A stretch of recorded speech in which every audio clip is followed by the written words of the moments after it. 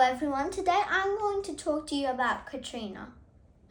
Katrina started as a tropical depression on the 23rd of August. The day after, on 24th of August, it was named a tropical storm.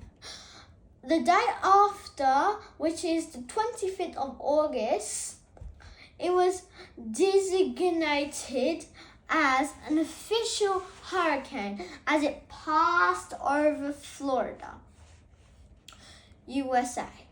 Moving west, it was fueled by the Gulf of Mexico's abnormally warm waters. On 28th of August, it reached maximum Category 5% strength, which is widespread destruction of all kinds.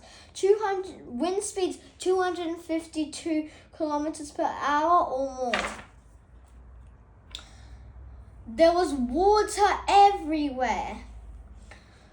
On the low-lying cities of New Orleans was hit especially hard by Katrina.